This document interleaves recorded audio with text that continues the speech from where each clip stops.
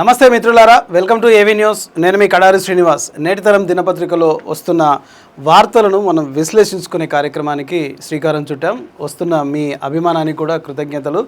సరే, ఈరోజు నేటి తరం పేపర్లో మరి మొదటి బ్యానర్ ఐటమ్గా ఏమొచ్చిందో మనం ఒకసారి చూసుకుందాం. సో ఒకవైపు కేటీఆర్, ఇంకోవైపు కేసీఆర్ ఉన్నట్టుగా మనం చూస్తున్నాం. క్లారిటీ లేని కేసీఆర్, కన్ఫ్యూజన్లో కేటీఆర్. నేటి తరం చీఫ్ ఎడిటర్ బొమ్మ అమరేందర్ గారు సంధించిన ఒక ఆర్టికల్ని మనం ఇక్కడ చూస్తున్నాం. అంటే తెలంగాణ రాష్ట్రాన్ని సాధించుకున్న తర్వాత 2014లో రాష్ట్రానికి ఒక నాయకుడిగా, ఉద్యమ రథసారథిగా కేసీఆర్ ఆ రోజు నిలబడ్డారు. కేటీఆర్ లేడప్పుడు. ఉద్యమ ప్రస్థానంలో కేటీఆర్ పాత్ర చాలా తక్కువగా ఉంది. అసలు ఉద్యమం చేస్తున్నప్పుడు అనవసరంగా ఎందుకు మన ఆయనను ఆ రాజకీయాల్లోకి నెట్టి సావగొడతారు అన్న మాటలు కూడా ఆ రోజున వినపడ్డాయి. కానీ కేసీఆర్ ఒక మొండి ఘటం.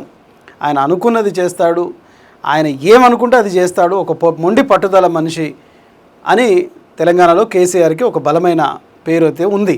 అయితే అలాంటి మనిషి, ఉద్యమ నాయకుడు మరి ఇప్పుడున్న పరిస్థితులను చూసి ఏ విధంగా, అంటే ఒక క్లారిటీ లేకుండా కేసీఆర్ కనిపిస్తున్నాడు, కన్ఫ్యూజన్లో కేటీఆర్ కనిపిస్తున్నాడు. అసలు ఉన్నత చదువులు చదువుకున్న కేటీఆర్ అసలు రాజకీయాల్లోకి రావడానికి అనూహ్యమైన కొన్ని కారణాల వల్ల రాజకీయాల్లోకి రావడం జరిగింది. తెలంగాణలో తాజాగా 2018 తర్వాత ఎన్నికల్లో కాంగ్రెస్ పార్టీ అధికారం వచ్చిన తర్వాత అసలు కేటీఆర్ తమ బాధ్యతలు, అంటే పార్టీ బాధ్యతలన్నీ భుజాన వేసుకొని, అప్పటికే టీఆర్ఎస్ కాస్త బీఆర్ఎస్ అయింది కదా, ఆ బాధ్యతలన్నీ మీదేసుకునే సమయంలోనే పూర్తిగా అధికారం కోల్పోయి ఒక విచ్ఛిన్న స్థితిలో కనిపిస్తూ ఉంది. అందుకనే ఒక క్లారిటీ లేని కేసీఆర్, కన్ఫ్యూజన్లో ఉన్న కేటీఆర్. సో బీఆర్ఎస్ గెలిస్తే ఎవరు సీఎం అన్న దానిపై ప్రధానంగా ఈ ఆర్టికల్లో ఒకసారి చదువుదాం. వచ్చే ఎన్నికల్లో ఒకవేళ బీఆర్ఎస్ అధికారంలోకి వస్తే సీఎం ఎవరు? కేసీఆరా లేకపోతే కేటీఆరా? ఇది బీఆర్ఎస్ క్యాడర్ని తొలుస్తున్న ఒక ప్రశ్న. క్యాడర్ అంతా కేటీఆర్ కనిపించగానే సీఎం సీఎం అంటున్నారు. ఎక్కడికి వెళ్ళినా ఇదే నినాదాలు వినిపిస్తున్నారు. పెళ్లి పేరంటాలకు కేటీఆర్ ఎక్కడికి వెళ్ళినా ఇదే మాటలు అంటుంటారు. ఇక బీఆర్ఎస్ నాయకులు వింటుంటారు. కేటీఆర్ ముసిముసి నవ్వులు నవ్వులుతుంటారు. సహజంగా రాజకీయాల్లో ఉన్నవారు ఎవరైనా సరే అవకాశం వస్తే సీఎం కావాలని అనుకుంటారు. అది పెద్ద తప్పేం లేదు. ఎందుకంటే గతంలో కూడా మీరు ఒకసారి గుర్తు తెచ్చుకుంటే కేటీఆర్ని కేసీఆర్ ముఖ్యమంత్రిగా ఉన్నప్పుడు కేటీఆర్ ముఖ్యమంత్రి అని ఒక నానుడిని, ఒక మాటను బయటికి తీసుకొచ్చేసరికి చాలామంది ఉబ్బి తప్పిపోయి కేటీఆర్ సీఎం అని ఇదైపోయారు. కానీ సమాజంలో కేసీఆర్ ఉన్న తర్వాత కేటీఆర్ని ముఖ్యమంత్రిగా చూడడం తెలంగాణ ప్రజల వంతు కాలేదు. అందుకనే మా సీఎం సచ్చేదాకా కూడా కేసీఆరే అన్న నినాదాన్ని తెలంగాణ ప్రజలు గట్టిగా వాదించారు. అప్పుడు కేసీఆర్ వెంటనే ఆ మాటను వెనక్కి తీసుకున్నారు. కానీ ఇప్పుడు ఆ పరిస్థితి కనిపించడం లేదు.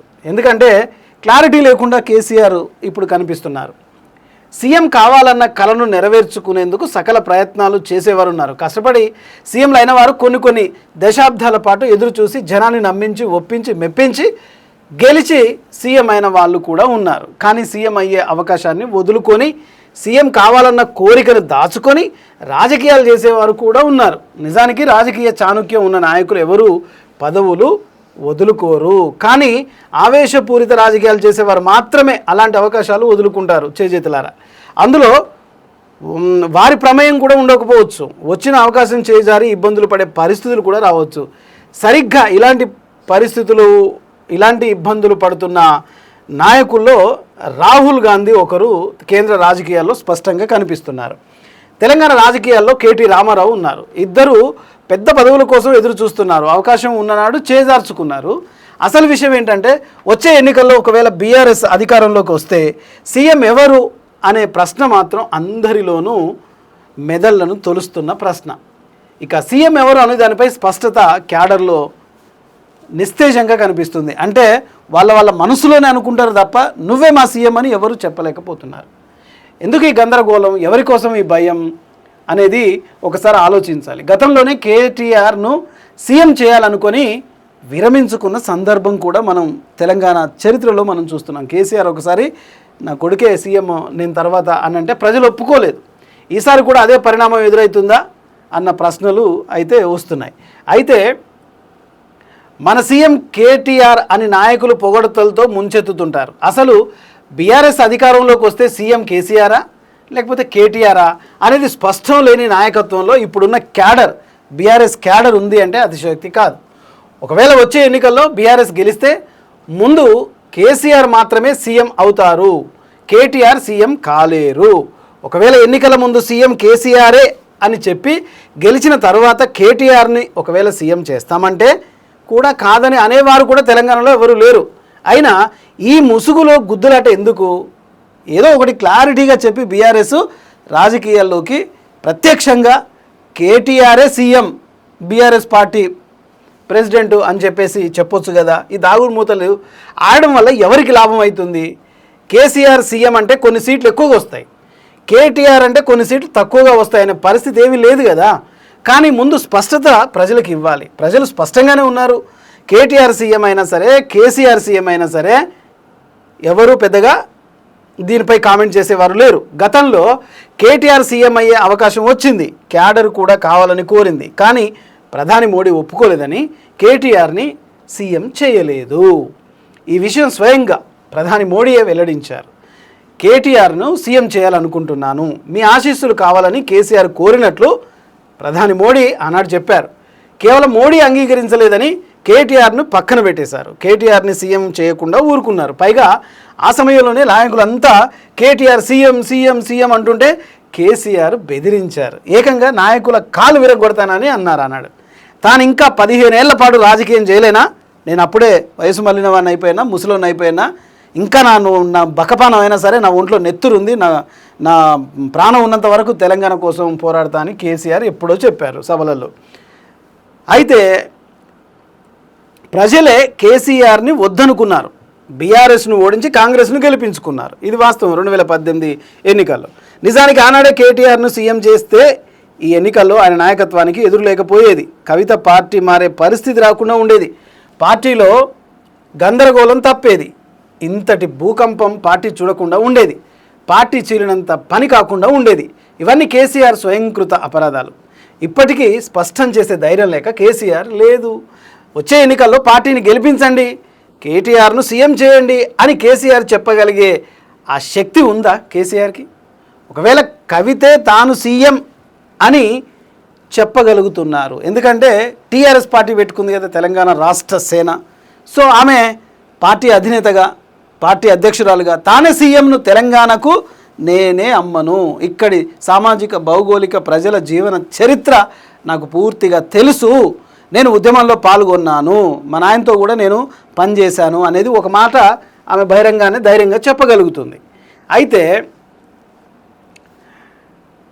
కేసీఆర్ సీఎం అని ప్రచారం జరిగినప్పుడు, కేటీఆర్ సీఎం అని ప్రచారం జరిగినప్పుడు ఆనాడు హరీష్ రావుతో సహా కవిత, ఈటల రాజేందర్ లాంటి పెద్ద పెద్ద నాయకులు కూడా మద్దతు పలికారు. ఏం చేస్తారు, మద్దతు పలక ఖచ్చితంగా పలకాల్సిందే. కానీ ఆ సమయంలో కేసీఆర్ మోడీ మాట విన్నారు, మొదటికే మోసం తెచ్చుకున్నారు. ఆ తర్వాత కేటీఆర్ను ముందు పెట్టాలని చూశారు, కవిత ఎదురు తిరిగారు. ఇప్పుడు కేటీఆర్ను ముందు పెట్టి రాజకీయాలు చేయాలన్న ధైర్యం కేసీఆర్ చేయడం లేదు. కాకపోతే ఈ 5 ఏళ్ళు పార్టీ కోసం కేటీఆర్ శ్రమ పడుతున్నట్టుగా మరెవ్వరూ పని చేయటం లేదు. ఎన్ని ఓటములు ఎదురైనా సరే చిరునవ్వుతో ఎదుర్కొంటున్నారు. జనం ఆశీస్సులు ఉన్న కేసీఆర్ వ్యూహాత్మక తప్పిదాల వల్లే కేటీఆర్ని సీఎం కాకుండా చేస్తాయేమో అనుకుంటున్నారు. గండం మరోసారి సుడిగుండం అవుతుందేమో అని చర్చించుకుంటున్నారు. సో ఇక్కడ మనకు అర్థమైంది ఏంటంటే, వాస్తవానికి కేటీఆర్ని సీఎం చేసే అవకాశాన్ని కేసీఆరే చేతుల జారవిడ్చుకున్నాడు అనేది మనకు అర్థమవుతుంది. ఎందుకంటే ఆనాడు మోడీ ప్రధానిగా ఉన్నప్పుడు మోడీ గారే వద్దు అని వారించినట్టుగా కేసీఆర్ ఒక్క మాటతో ఉన్నారు. ఆ క్యాడర్లో, టీఆర్ఎస్లో క్యాడర్లో ఉన్న వాళ్ళంతా ఆనాడు బీఆర్ఎస్ కాకముందు ఆనాడు కేటీఆర్ సీఎం అనగానే అందరూ కూడా సుముఖంగా చెప్పారు. ఈటల రాజేందర్ అయితేంది, కవిత గారు అయితేంది, లేదా ఈటల రాజేందర్ అని అయితేంది, ఎవరైనా సరే రాజేందర్ అని అయితే అసలు కుడిభుజంగా ఉన్నాడు. తెలంగాణకు సీఎం అంటే ఒకవేళ టీఆర్ఎస్లో ఉన్నప్పుడు ఈటల రాజేందర్ గారు ఉండాలి. సో ఆయన కూడా సైలెన్స్ అయిపోయాడు, కవిత కూడా సైలెన్స్ అయిపోయింది, హరీష్ రావు సైలెన్స్ అయిపోయారు, టీఆర్ఎస్ నాయకులంతా సైలెన్స్ అయిపోయారు కేటీఆర్ సీఎం అనగానే. కానీ ఆ రోజున మోడీ గారు వద్దు అనగానే కేసీఆర్ అధినేత ఊరుకున్నారు. ఇప్పుడు ధైర్యంగా చెప్పలేకపోతున్నారు. కానీ ప్రస్తుత తెలంగాణ సామాజిక రాజకీయాల్లో అధికారంలో ఉన్న పార్టీపై ప్రతిపక్ష పార్టీ బీఆర్ఎస్ అంటే కేటీఆర్ ఒక్కరే కనిపిస్తున్నారు. ప్రధానంగా ప్రతి సమస్యపై పోరాడడానికి కేటీఆర్ ముందు వరుసలో ఉంటున్నాడు. అనేక విద్యార్థులతో చర్చిస్తున్నాడు, రైతులతో మమేకమవుతున్నాడు, ప్రజా సమస్యల్ని ప్రభుత్వం దృష్టికి తీసుకొస్తున్నాడు, మీడియా దృష్టికి తీసుకొస్తున్నాడు, వార్తల్లో చురుగ్గా కనిపిస్తున్నాడు మీడియాలో. సో మరి ఇక్కడ ప్రతిపక్ష పాత్ర పోషించేది ఇంకా బీఆర్ఎస్ నాయకుల్లో సీనియర్ నాయకులు లేరా? ఒకవేళ ఉన్న నాయకుల్ని కూడా టీఆర్ఎస్ పార్టీ ఈటల రాజేందర్ను వదులుకుంది. అలాగే ఎంతో పెద్ద పెద్ద వాళ్ళను కూడా సీనియర్ నాయకులను కూడా వదులుకుంది. చాలామంది టీఆర్ఎస్ పార్టీ కేసీఆర్ని నమ్ముకొని ఉన్న బట్టలు కూడా లేకుండా నగ్నంగా వెళ్ళిపోయిన వాళ్ళు కూడా ఉన్నారు. కానీ వాళ్ళంతా వివిధ పార్టీలలో వాళ్ళు ఉన్నారు. ఇవాళ చూసుకుంటే తీరా కేసీఆర్కి ఒక వయసు వచ్చిన తర్వాత ఆయన ఫామ్ హౌస్ నుంచి బయటికి రాకపోవడం, ప్రతిపక్ష పాత్రను కేసీఆర్ సరిగ్గా మోయకపోవడం, ఆ మోస్తున్న కేటీఆర్ని కరెక్ట్గా ఇగో ఇతనే తెలంగాణ సీఎం అని చెప్పుకోలేకపోవడం, నిజానికి తన కడుపుల నొప్పి, కేసీఆర్ కడుపుల నొప్పి ఎవరికీ అర్థం కావట్లేదు. ఎంత వేదన పడుతున్నాడో నిజంగా మనం అర్థం చేసుకోవచ్చు. ఎందుకంటే తాను రాజుగా ఉన్నప్పుడు, తాను అధికారంలో ఉన్నప్పుడు తెలంగాణ అంటే కేసీఆర్, కేసీఆర్ అంటే తెలంగాణ అని ధైర్యంగా చెప్పుకున్న ఒక మొండి మనిషి ఇవాళ తన కొడుకు కేటీఆర్ని సీఎం అని చెప్పలేకపోతున్నాడంటే ఇంతకంటే దౌర్భాగ్యం ఇంకోటన్నా ఉంటుందా? ఇప్పటికైనా సరే కేటీఆరే తెలంగాణ సీఎం పార్టీ తరఫున అని కేసీఆర్ నిర్ణయించకపోతే పార్టీ క్యాడర్ కూడా విచ్ఛిన్నమైపోయే అవకాశం ఉంటుంది. ఎందుకంటే కార్యకర్తలకు కూడా నిరుత్సాహం మెలుగుతుంది. ఎందుకంటే కేటీఆర్ తన తండ్రి బతికున్నప్పుడే, మంచిగున్నప్పుడే నేనే సీఎంనని తండ్రి మాట ద్వారా చెప్పుకోవడం వల్ల కొంత కేటీఆర్కి తెలంగాణ సమాజం తన వైపు తిప్పుకునే అవకాశం కూడా ఉంటుంది. ఇక్కడే మరొక ప్రమాదం పొంచి ఉంది. అదేంటంటే తన తోడబుట్టిన చెల్లెలే కవితనే మరొక పార్టీ టీఆర్ఎస్, మీరు ఏదైతే వదిలేసి బీఆర్ఎస్కి వచ్చారో అదే టీఆర్ఎస్ని రాష్ట్ర సేనగా తాను రాజకీయ పార్టీగా అవతరించి ఆ పార్టీకి అధినేతగా నేనే తెలంగాణ సీఎం అని పోటీ పడుతూ ఉండడం ఇప్పుడు కుటుంబంలోని ముగ్గురే తెలంగాణను పంచుకుంటున్నట్టుగా భావిస్తున్నారు ప్రజలు. ఇది మంచి పద్ధతి కాదు. ఎందుకంటే అధికారం కోసం ఎవరైనా చేయొచ్చు, కానీ ఒకే ఇంట్లో ముగ్గురు. ఆనాడు తెలంగాణ రాష్ట్రం సాధించుకున్నప్పుడు ఉద్యోగాలు మీ ఇంటి వాళ్ళకే వచ్చాయని తెలంగాణ సమాజం వేలెత్తి చూపించింది. కానీ ఈ రోజున ఉన్న పార్టీ నుంచి బయటికి వెళ్ళిపోయి తన సొంత కూతురే వేరే పార్టీ పెట్టి అక్కడ సీఎంగా నిలబడుతూ అధికారం కోసం ప్రజల సమస్యల్లోకి వెళ్తూ అరెస్టులు అవుతూ ఎన్నో విధాలుగా పోరాటం చేస్తూ ప్రతిపక్ష పార్టీ పోషిస్తున్నది ఒకవైపు కవిత గారు. అలాగే అధికారం కోల్పోయి ప్రతిపక్ష పార్టీలో తాను ఒంటరిగా నిలబడి కేటీఆర్ అంతకంటే ఎక్కువగా పోరాటం చేస్తూ ఉన్నాడు. తన తండ్రి సపోర్ట్ కనుక ఖచ్చితంగా దొరికి ఇతనే కేటీఆర్ సీఎం తెలంగాణకు అని ఒక సభ ద్వారానో వేదిక ద్వారానో మీడియా ముందో ప్రజలకు కేసీఆర్ తన కొడుకు గురించి చెప్పకపోతే చాలా ప్రమాదం జరిగే అవకాశం ఉంటుంది. కాబట్టి ఇప్పటికైనా ఖచ్చితంగా తెలంగాణ ప్రజలకు, బీఆర్ఎస్ క్యాడర్కి, తెలంగాణ ఉద్యమకారులకు ప్రతి ఒక్కరికి కేసీఆర్ బయటకు వచ్చి ఆయన అంతర్మదనంలో పడుతున్న బాధను బయటికి కక్కేయాలి. కేటీఆర్ గురించి ఆయన కుండ బద్దలు కొట్టినట్టుగా తెలంగాణ సీఎం కేటీఆరే అని చెప్పి పెద్ద ఆయన కేసీఆరే చెప్పక తప్పనని పరిస్థితి ఏర్పడుతుంది. లేకపోతే కేటీఆర్ పరిస్థితి అగమ్య గోచరంగా మారే అవకాశం ఉంది. ఇది నేటి బ్యానర్ ఐటంలో చీఫ్ ఎడిటర్ బొమ్మ అమరేందర్ గారు సంధించిన ఆర్టికల్. ఇక రెండవ పేజీలో మనం చూసుకుంటే ప్రధానంగా ఇక డైమండ్ హార్బర్లో బీజేపీ అడుగు, గోదావరి పుష్కరాలకు సుమారు 10 కోట్ల మంది భక్తులు వచ్చే అవకాశం ఉందని ఒక అంచనా. అందుకు తగిన విధంగా ప్రత్యేక ఏర్పాటు చేయాలని అధికారులు ఆంధ్రప్రదేశ్ ఉప ముఖ్యమంత్రి పవన్ కళ్యాణ్ని ఆదేశించారు. గోదావరి పుష్కరాలు 2027 ఏర్పాట్లపై పవన్ కళ్యాణ్ ప్రత్యేకంగా దృష్టి సారించినట్టుగా చూస్తున్నాం. క్రమంలో పుష్కరాల ఏర్పాట్లపై రాజమహేంద్రవరంలో పలు శాఖల అధికారుల కూటమి ఎమ్మెల్యేలు, ఎమ్మెల్సీలు మొదలైన వారు అందరూ పాల్గొన్నారు. ఈ సందర్భంగా పనులు ఎలా జరుగుతున్నాయి అధికారులను డిప్యూటీ సీఎం పవన్ కళ్యాణ్ అడిగి తెలుసుకున్నారు. ఎందుకంటే ఈ 10 కోట్ల మంది ఈ గోదావరి పుష్కరాలు 2027కు గోదావరి పుష్కరాలు అంటే ఎంతో పుణ్య స్నానాలు అక్కడ చేయాలని చాలామంది భక్తులు పుష్కర స్నానాలకు వెళ్తున్నప్పుడు వాళ్ళకు కావాల్సిన అనేక సకల సదుపాయాలని ఉప ముఖ్యమంత్రి పవర్ స్టార్ పవన్ కళ్యాణ్ అక్కడ అధికారులతో చర్చించినట్టుగా చూస్తున్నాం. మరొక వార్త ఇక్కడ చూసుకుంటే ఇదే దీనికి సంబంధించిందే. గోదావరి పుష్కరాలకు 10 కోట్ల మంది, అందుకు తగ్గట్టుగా ఏర్పాట్లు, రాజమహేంద్రిలో అధికారులతో పవన్ సమీక్ష. ఇది సేమ్ ఈ వార్తను మనం ఇక్కడ చూస్తున్నాం. మరొక వార్తను చూసుకుంటే మద్దతు ధర పెంచి కేంద్రం చేతులు దులుపుకుంటోంది. కనీసం 30% కూడా ధాన్యం సేకరించడం లేదు. తెలంగాణలో విద్యారంగం పటిష్టతకు కఠిన చర్యలు. లెఫ్ట్ నేతలతో భేటీలో సీఎం రేవంత్ వివరణ. కార్మికుల కనీస వేతనం పెంచడంపై లెఫ్ట్ నేతల అభినందన. సో కార్మికులకు కనీస వేతన పెంచినట్టుగా మనం ఇక్కడ చూస్తున్నాం. కేంద్రం మాత్రం మద్దతు ధరలు పెంచింది, చేతులు దులుపుకుంది. ఇవాళ పెట్రోల్ ధరలు చూస్తే లీటరు 150 చేరే వరకు కూడా ఈ బీజేపీ ప్రభుత్వం తీసుకుపోతూనే ఉంటుంది. ప్రజలారా, మరొకసారి తెలంగాణ ఉద్యమాన్ని చేయక తప్పని పరిస్థితుల్లో ఇవాళ ఆర్థిక సంక్షోభం, ప్రపంచ దేశాల్లో యుద్ధం జరుగుతున్న కారణంగా అండ్ అలాగే ఆర్థిక మాధ్యం ఏర్పడుతున్న సందర్భంగా మోడీ ఇప్పటికే ప్రధానమంత్రిగా మన రాష్ట్రానికి వచ్చి అనేక పొదుపు చర్యలు తీసుకోమని ఆయన చెప్పారు. దాంట్లో అంతరార్థం మనం అర్థం చేసుకున్నా ప్రజలపై వడ్డన పడుతూనే ఉంది, పెట్రోల్ పెరుగుతూ పోతూనే ఉంది. దాదాపు ఇంకా 33 రూపాయలు పెంచే అవకాశం ఉందని మనకు వార్తల్లో తెలుస్తోంది. సో ప్రజలు ఆలోచించాలి.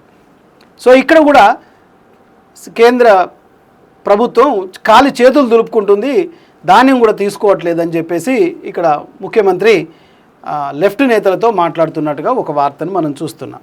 ఇక మరొక వార్తను చూసుకుంటే 1 కోటి మంది మహిళలను కోటీశ్వరులను చేస్తాం, ఆదాని అంబానీలను మించి పారిశ్రామికవేత్తలుగా ఎదగాలి.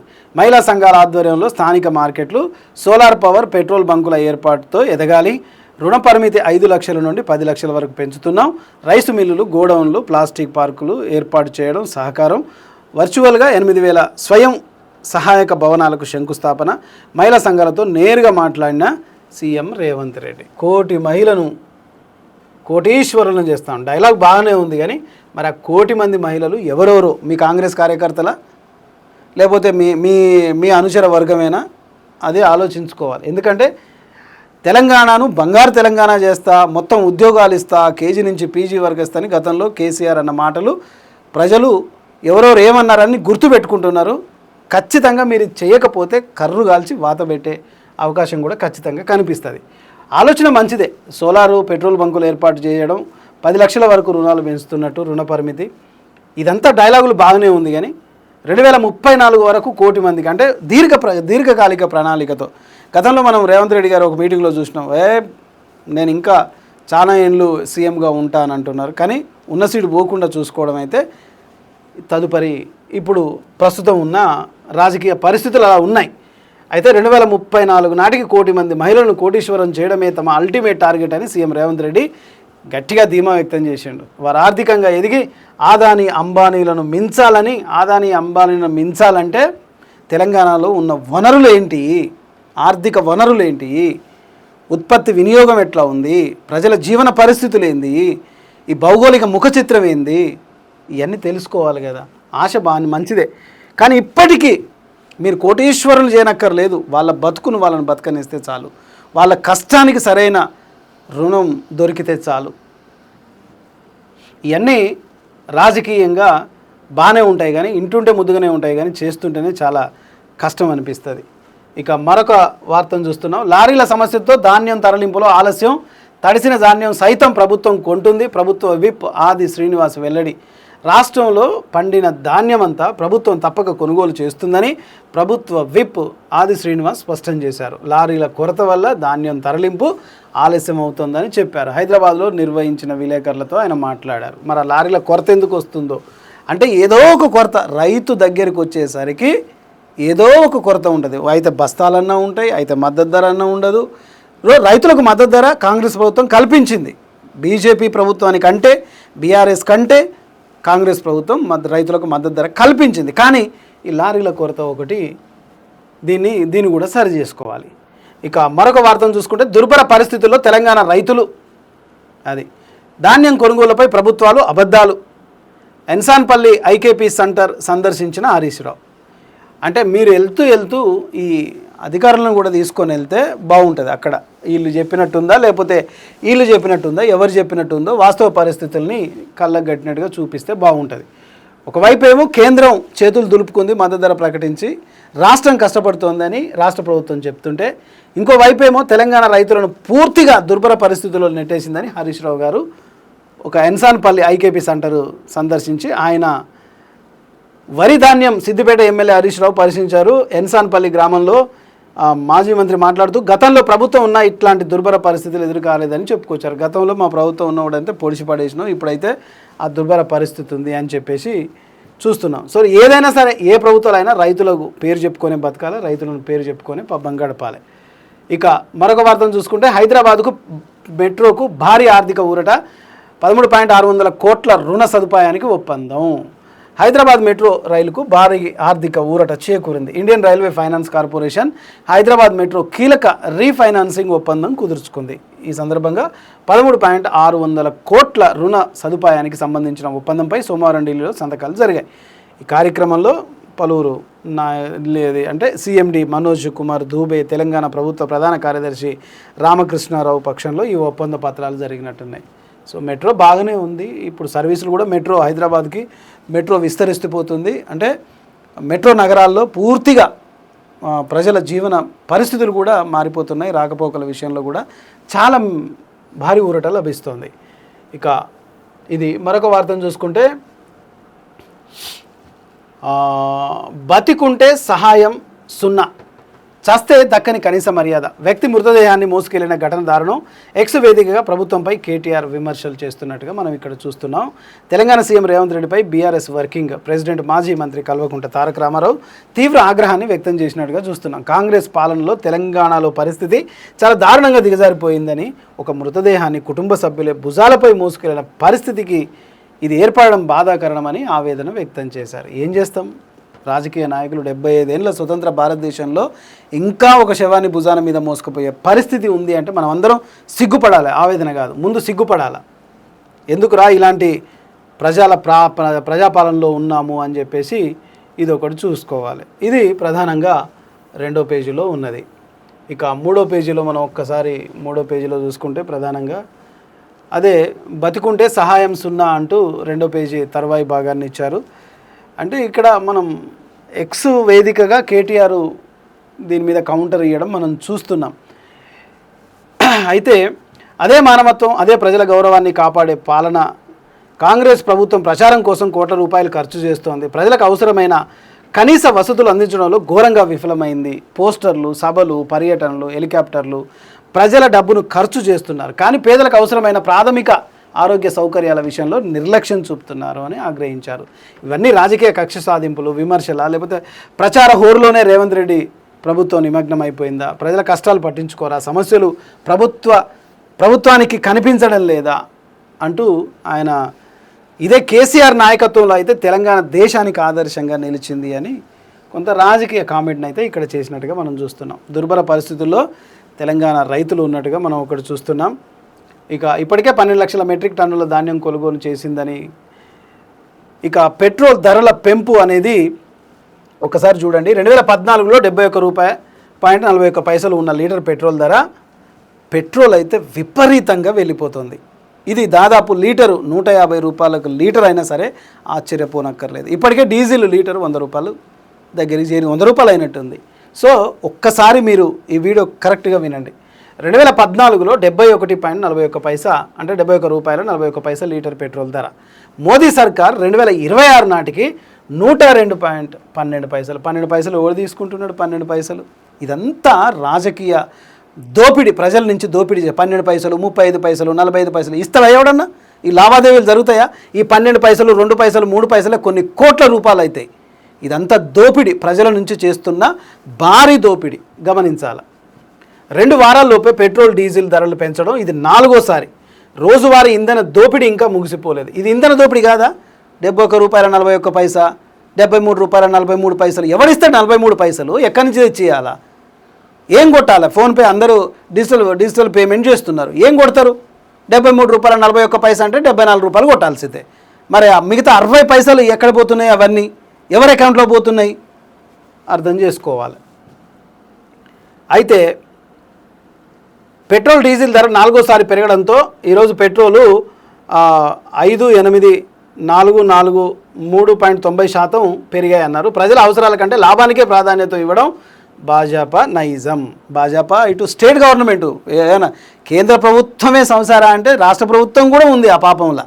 ఖచ్చితంగా ఇదే మన్మోహన్ సింగ్ ప్రభుత్వంలో 2014లో ఉన్నప్పుడు మన్మోహన్ సింగ్ గారు ఉన్నప్పుడు ఎంత క్రూడ్ ఆయిల్ ధర పెరిగినా ఆయన 60 రూపాయల కంటే ఎక్కువ పెట్రోల్ డీజిల్ ఆయన పెంచలే. అది అసలైన ప్రభుత్వం. ఇవాళ కేంద్ర రాష్ట్ర ప్రభుత్వాలు ప్రజలపై భారాన్ని విధిస్తూ పెట్రోల్ రూపాలు మొత్తం దోపిడీ చేస్తున్నారు. రాష్ట్రం ట్యాక్స్ వేస్తుంది, కేంద్రం ట్యాక్స్ వేస్తుంది. ఎవరి మీద వేస్తున్నారు?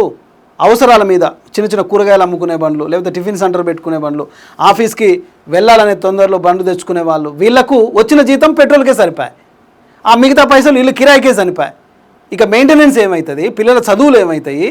ఆరోగ్యం ఏమవుతుంది? ఇంకెక్కడి తెలంగాణ, ఇంకెక్కడి ప్రజాజీవనం?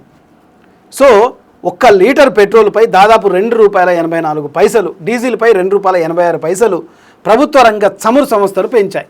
పెంచిన ధరలు ఇవాళ 6 గంటల నుంచి అమల్లోకి వచ్చాయి. ఇప్పటికే 3 విడతలుగా పెట్రోల్ డీజిల్ ధరలు పెంచిన విషయం మనందరికీ తెలిసిందే. దీంట్లో ఢిల్లీలో పెట్రోల్ 102, డీజిల్ 95. హైదరాబాద్లో లీటర్ ధర ₹115.58. 58 పైసలు ఎవడిస్తారా? 58 పైసలు ఎందుకు పెడుతున్నారు? 58 పైసలు 116 రూపాయలు పెట్టండి కరెక్ట్గా డైరెక్ట్గా 50 పైసలు. డీజిల్ ధర ₹103.74. అంటే 104 రూపాయలు, ఇది ₹116 అన్నట్టు. అంటే ₹116 లీటర్ పెట్రోలు రాబోయే మరికొద్ది రోజుల్లో బీజేపీ పార్టీ మా మోడీ అని సంకనెత్తుకొని ఎత్తిన పెట్టుకొని పూజించుకున్న ₹150 పెట్రోల్ అయిపోతుంది. బీజేపీ కార్యకర్తలారా, బీజేపీకి సపోర్ట్ చేసే అంధభక్తులారా, మరి పెట్రోల్ బంకు దగ్గర మీ మోడీ పెంచిన ఆ ధర ఉంటుంది కదా, మీరు ఆ ధరను చెల్లించి ప్రజలకు ₹100, ₹102 పెట్రోలు లీటర్ పెట్రోల్ ఇప్పించండి. అప్పుడు ప్రజలు కూడా మోడీని ఎత్తిన పెట్టుకుంటారు. ఎందుకంటే విశ్వగురువుగా వెళ్ళిపోతున్నారు కదా, మరి అలా ప్రజలను పీడించక తినేవాళ్ళు ఎట్లా విశ్వగురువులు అవుతారు? ప్రజల జీవన ఆర్థిక విధానంపై దెబ్బ కొట్టిన వాళ్ళు ఎట్లా విశ్వగురువులు అవుతారు?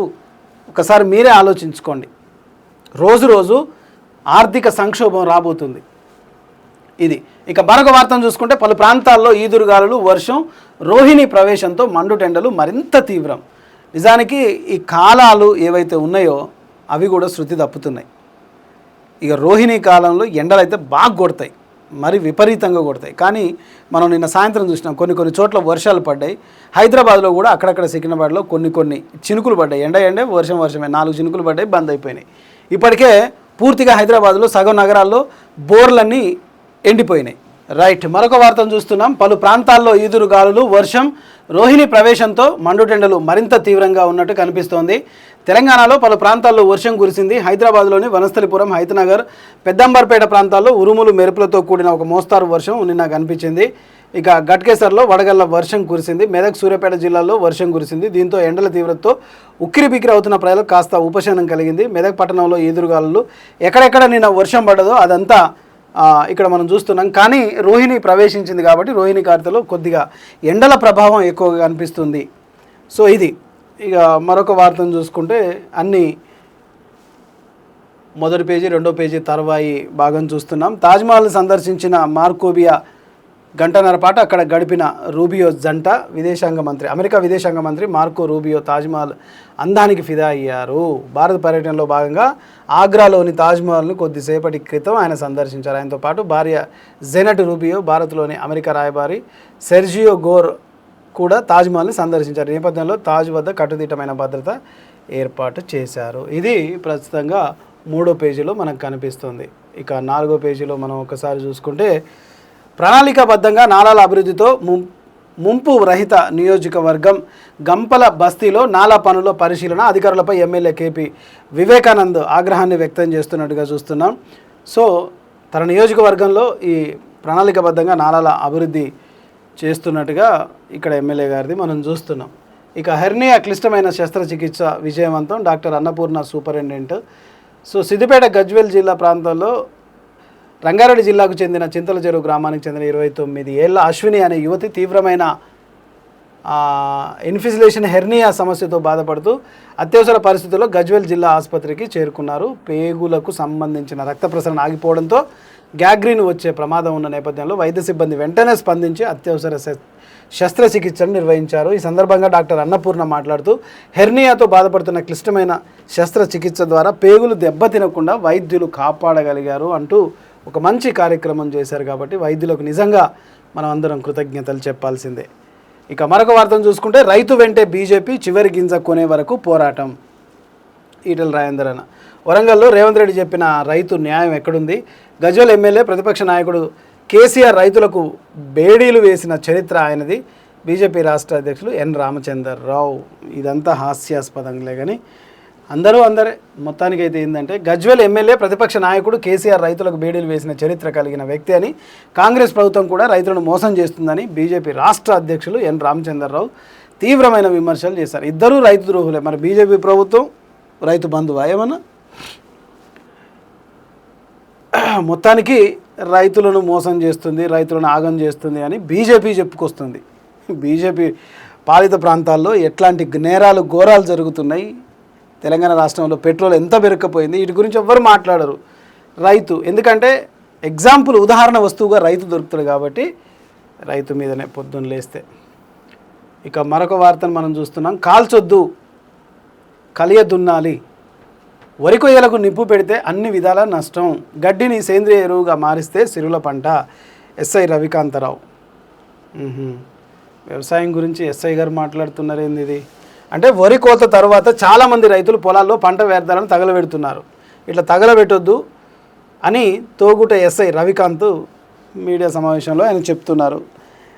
అంటే పర్యావరణానికి, మానవ ఆరోగ్యానికి మరియు నేల సారవంతానికి చాలా ప్రమాదకరం అవుతుంది ఇలా కాల్చడం ద్వారా.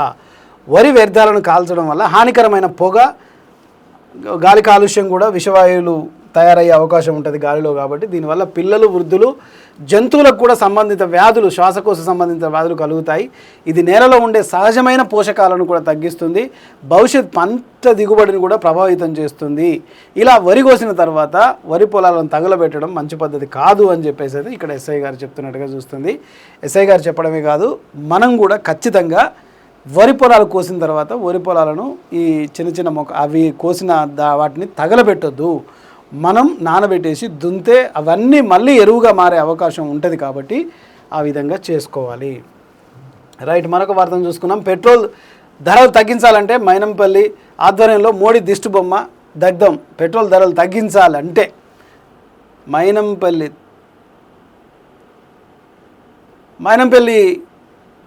ఆధ్వర్యంలో మోడీ దిష్టిబొమ్మ దగ్ధం చేసినట్టుగా ఇక్కడ చూస్తున్నాం. ఎంపీఎల్ఏ క్యాంపు కార్యాలయం నుండి భారీగా ర్యాలీ, మోడీ డౌన్ డౌన్ అంటూ నినాదాలు. మోడీ పాలనలకు విసిగిన ప్రజలు, రానున్న ఎన్నికల్లో రాహుల్ గాంధీ ప్రధానమంత్రి అవ్వడం ఖాయం. ధర్నాలో పాల్గొన్న ఎంపీ అనిల్ కుమార్, ఇన్ఛార్జి షమీర్ కౌశిక్, జిల్లా PCC chief Vajresh Yadav, Mynampally Hanumantharao. So మొత్తం మీదకైతే మల్కాజ్గిరి నియోజకవర్గంలో కేంద్ర ప్రభుత్వం పెంచిన డీజిల్ ధరలను వెంటనే తగ్గించాలని కాంగ్రెస్ ఆధ్వర్యంలో మల్కాజ్గిరి నియోజకవర్గంలో పూర్తిగా మేడ్చల్ జిల్లాలో ఇట్లా కాంగ్రెస్ నాయకులు మోడీ దిష్టిబొమ్మను దగ్ధం చేసినట్టుగా మనం ఇక్కడ చూస్తున్నాం. అది ప్రతి నియోజకవర్గంలో జరగాలి. ప్రతి వాళ్ళు దీని మీద పోరాటం చేస్తే పోయేదేముంది, బానిస సంఖ్యలు తప్ప. పోరాడితేనే హక్కుల సాధన కోసం జరుగుతుంది అన్నది మనం గుర్తుపెట్టుకోవాలి ఖచ్చితంగా. ఇక మరొక వార్తను చూసుకుంటే జాలిగామ రైతుల ఆధ్వర్యంలో రాస్తారోకో ధర్నా చేస్తున్నట్టుగా ఇక్కడ చూస్తున్నాం. సిద్దిపేట గజ్వేల్ మండలం జాలిగామ గ్రామ ప్రజలు రోడ్డుకి ధర్నా రాస్తారోకో నిర్వహించారు. వరి ధాన్యం కొనుగోలు చేయాలని నినాదాలు. రైతన్న రోడ్డెక్కిండు. రైతన్న ఏడిచినా ఎద్దేడిచినా వ్యవసాయం మంచిగా ఉండదు అని చెప్పి ఆ సామెతలు మనం అందరం వింటున్నాం. కానీ రైతన్న ఇంకా రోడ్డుకి వరి కొనుగోలు చేయాలని చెప్పేసి చాలామంది రైతులు ఇక్కడ ధర్నా చేస్తున్నట్టుగా మనం చూస్తున్నాం. ఇక చివరిగా 5వ పేజీలో మనం ఒకసారి చూసుకుంటే మైనంపల్లి సారథ్యంలో మల్కాజ్గిరి గడ్డపై తిరుగులేని విజయం ఖాయం. ఎంపీ అనిల్ కుమార్. రానున్న కార్పొరేషన్ ఎన్నికల్లో కాంగ్రెస్ విజయమే లక్ష్యంగా గడప గడపకు కాంగ్రెస్ ఇన్ఛార్జి సమీర్ కౌశల్. మైనంపల్లి సారథ్యంలో మల్కాజ్గిరిలో తిరుగులేని విజయం సాధించడం ఖాయం అంటున్న వజ్రేష్ యాదవ్. మల్కాజ్గిరిలో మెజారిటీ సీట్లను కైవసం చేసుకుంటారని మైనంపల్లి హనుమంతరావు. మల్కాజ్గిరి క్యాంపు కార్యాలయంలో కాంగ్రెస్ ముఖ్య కార్యకర్తల సమావేశం. అంటే మైనంపల్లి సారథ్యంలో మల్కాజ్గిరి గడ్డపై మరొకసారి ఈ ఎన్నికల్లో అంటే రానున్న కార్పొరేషన్ ఎన్నికల్లో విజయం ఖచ్చితంగా కాంగ్రెస్ ప్రభుత్వందే అంటూ మైనంపల్లి ఆధ్వర్యంలో కాంగ్రెస్ లీడర్లు ఇక్కడ ఒక సమావేశాన్ని నిర్మించుకున్నట్టుగా మనం చూస్తున్నాం. గ్రేటర్ మల్కాజ్గిరి కార్పొరేషన్ గడ్డపై కాంగ్రెస్ జెండా ఎగురవేయడం ఖాయమని కాంగ్రెస్ పార్టీ పార్లమెంటు సభ్యులు Anil Kumar Yadav, Malkajgiri parliament Congress party in charge Sameer Kaushal, జిల్లా అధ్యక్షులు వజ్రేష్ యాదవ్, మల్కాజ్గిరి ఇన్ఛార్జి మాజీ ఎమ్మెల్యే మైనంపల్లి హనుమంతరావు పేర్కొన్నారు. మల్కాజ్గిరి నియోజకవర్గ పరిధిలో మల్కాజ్గిరి ఆనంద్ బాగ్ క్యాంపు కార్యాలయంలో ఏర్పాటు చేసిన నియోజకవర్గ కార్యకర్తల సమావేశానికి ముఖ్య అతిథిగా వీళ్ళందరూ హాజరయ్యారట. అక్కడ మైనంపల్లి హనుమంతరావుతో పాటు మల్కాజ్గిరి కాంగ్రెస్ పార్టీ ఇన్ఛార్జి లక్ష్మీకాంతారెడ్డితో పాటు మాజీ కార్పొరేటర్లు, కాంగ్రెస్ నేతలు ఎక్కువ మంది హాజరైనారు. ప్రజా సంక్షేమం కోసం కాంగ్రెస్ పార్టీ నిబద్ధతతో పనిచేస్తుంది అని ముఖ్యమంత్రి చెప్పినట్టుగా గుర్తు చేసుకున్నారు. నియోజకవర్గంలో మైనంపల్లి చేస్తున్న అభివృద్ధి సంక్షేమ కార్యక్రమాలు నియోజకవర్గంలో పార్టీని మరింత బలోపేతం చేస్తూ విజయానికి దారి చూపిస్తుందని పలువురు ఇక్కడ కోరారు. కాకపోతే ఏంటంటే ప్రచారం చేయడంలో వెనుకంజలో ఉన్నామని కాంగ్రెస్ పార్టీ నాయకులు, కార్యకర్తలు కాంగ్రెస్ ప్రభుత్వం చేస్తున్న అభివృద్ధి సంక్షేమ పథకాలను ప్రజల్లోకి తీసుకెళ్లాలని నాయకులకే ప్రజలు అక్కడ కార్యకర్తలు సూచించినట్టుగా మనం ఇక్కడ చూస్తున్నాం. ఇది నిజం. ఖచ్చితంగా ప్రజలకు మీరు ఏం చేస్తున్నారో చెప్పాల్సిన అవసరం అయితే ఉంటుంది. ఇది ఘనంగా మాజీ జెడ్పీసీ కర్నాటి వెంకటేశ్వరం జన్మదిన సందర్భంగా కానుకగా ఫ్యాన్లు అందజేసిన బీఆర్ఎస్ నాయకులు పున్న కిషోర్.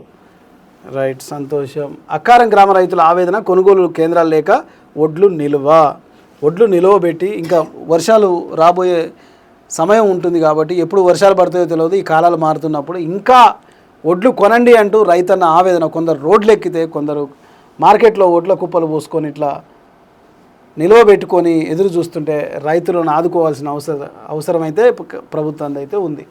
ఇక మజ్జిగ పంపిణీతో దాహార్తి తీర్చిన ఎమ్మెల్యే వివేకానంద్. ఎండాకాలం వస్తుంది కాబట్టి అందరూ మంచినీళ్ళు దానం చేస్తే ఎమ్మెల్యే గారు మజ్జిగ దానం చేసిండు. మంచిది, మజ్జిగ తాగండి, ఆరోగ్యంగా ఉండండి అంటూ అవగాహన కార్యక్రమాలు చేశారు. సంతోషం. రోడ్డు ప్రమాదంలో ద్విచక్ర వాహనంని లారీ ఢీకొనడంతో వ్యక్తి అక్కడికక్కడ చనిపోయినట్టుగా చూస్తున్నాం. ఇక రైతుల ధాన్యం కొనుగోలు కేంద్రాలపై అడిగి తెలుసుకుంటున్న బీజేపీ నాయకులు. మీరు తెలుసుకుంటూనే ఉండండి. ప్రొఫెసర్ నాగేశ్వరరావును అరెస్టు చేస్తే చంద్రబాబు ఇంటిని ముట్టడిస్తామంటూ తెలంగాణ సేన చీఫ్ కల్వకుంట్ల కవిత గట్టిగా హెచ్చరిస్తుంది. ప్రొఫెసర్ నాగేశ్వరరావుపై కేసులు అప్రజాస్వామికం, భావ ప్రకటన స్వేచ్ఛపై దాడి అన్నట్టుగా నిజంగా ప్రొఫెసర్ నాగేశ్వరరావు గారిపై కేసులు పెట్టడం, అరెస్టు చేస్తే చేసుకోండి అని ప్రొఫెసర్ గారు చెప్పడం, ఆయన ధైర్యానికి సల్యూట్ చేయాలి. ఒకవేళ ప్రొఫెసర్ గారిని అరెస్టు చేస్తే ఇంటిని ముట్టడిస్తామని చెప్పేసి పార్టీ అధ్యక్షురాలు కవిత గారు ఇక్కడ స్టేట్మెంట్ ఇస్తుంది. ఒకసారి చూద్దాం. ప్రొఫెసర్ నాగేశ్వరరావును ఏపీ ప్రభుత్వం హైదరాబాద్లో అరెస్టు చేయాలని ప్రయత్నిస్తోంది. అదే జరిగితే ఏపీ సీఎం చంద్రబాబు నాయుడు ఇంటిని ముట్టడిస్తామని తెలంగాణ రక్షణ సేన చీఫ్ కల్వకుంట్ల కవిత హెచ్చరించారు. ప్రొఫెసర్ నాగేశ్వరరావుపై జనసేన పార్టీ, ఏపీ పోలీసులు ఆ రాష్ట్ర ప్రభుత్వంపై కేసుల పేరుతో వేధింపులకు గురి చేస్తోంది. ఎక్స్ వేదికగా మండిపడ్డారు. రాజకీయ విశ్లేషకులు ప్రొఫెసర్ కె నాగేశ్వరరావుకు కవిత మద్దతు ప్రకటించారు. పార్టీలకు అతీతంగా రాజకీయ విశ్లేషకులు చేసే నాగేశ్వరరావుపై కావాలనే అక్రమ కేసులు బనాయిస్తూ కుట్రలు చేస్తున్నారని మండిపడ్డారు. తెలంగాణ సమాజం చూస్తూ ఊరుకోదు. తెలుగు ప్రజలు ఎంతగానో గౌరవించే వ్యక్తి, మేధావి ప్రొఫెసర్ నాగేశ్వరరావుపై ఆంధ్రప్రదేశ్ ప్రభుత్వం కేసులు నమోదు చేసి వేధింపులకు గురి చేయడాన్ని తీవ్రంగా ఖండిస్తామన్నారు. ఇక అరెస్టు కనుక చేస్తే చంద్రబాబు ఇంటిని ముట్టడిస్తాం. ఏపీ పోలీసులు ప్రొఫెసర్ నాగేశ్వరరావు గారిని అక్రమ కేసులతో వేధిస్తున్నారు. ఆయన విశ్లేషణలతో ఏకీభవించకపోతే ఖండించాలి తప్ప ఇలా కేసులు పెట్టడం ఎంతమాత్రం ఆమోదయోగ్యం కాదంటూ కవిత మండిపడ్డట్టుగా చూస్తున్నాం. గతంలో తనపై ఆయన చేసిన విశ్లేషణను కూడా వ్యక్తిగతంగా విభేదించారని కవిత గుర్తు చేసుకున్నారు. అంటే కవిత పైన కూడా ఆయన విశ్లేషణ చేస్తే ఆమె పాజిటివ్గా తీసుకుందని గుర్తు చేశారు. అభిప్రాయ భేదాలు ఉన్నా సరే రాజ్యాంగం కల్పించిన భావ ప్రకటన స్వేచ్ఛను కాపాడాల్సిన బాధ్యత ప్రభుత్వాలపై ఉందన్నారు. భావ ప్రకటన స్వేచ్ఛను కాపాడే విషయంలో టీఆర్ఎస్ ఎట్టి పరిస్థితుల్లోనూ రాజీ పడదని చెప్పారు. ఈ విషయంలో ప్రొఫెసర్ కె నాగేశ్వరరావుకు అండగా ఉంటామని చెప్పారు. ఒకవేళ అరెస్టు చేసేందుకు ఏపీ పోలీసులు ప్రయత్నిస్తున్నట్లు తెలుస్తోందని, అదే కనుక నిజమైతే దీన్ని తెలంగాణ మేధావులపై ప్రత్యక్ష దాడిగా పరిగణించాల్సిన అవసరం ఉంది. ఏపీ పోలీసుల ప్రయత్నాలకు తెలంగాణ పోలీసులు సహకరిస్తున్నారని వార్తలు వస్తున్నాయి. సో మొత్తం మీద ప్రొఫెసర్ గారిని అరెస్టు చేస్తే మీ ఇంటిని ముట్టడిస్తాం రాబాయ్ అని గట్టిగా ఒక వార్నింగ్ అయితే ఇచ్చింది. ఇది నేటి దినపత్రికలో ప్రధానంగా మనం చూస్తున్న ప్రధాన వార్తలు. సో మొత్తానికైతే నేటి దినపత్రికను ప్రతిరోజు విశ్లేషణ చేస్తున్న ఈ విశ్లేషణపై మీ అభిప్రాయాలు కామెంట్లు నిర్మోహమాటంగా తెలపండి. ఇంకా ఏ ఇతర విషయాలపై విశ్లేషణ చేయాలనో కూడా చేస్తే ఆ విషయం పైన కూడా వీడియో చేయడానికి రెడీగా ఉంటాను. చూస్తూనే ఉండండి AV news. Signing off Kadari Srinivas. Thank you very much.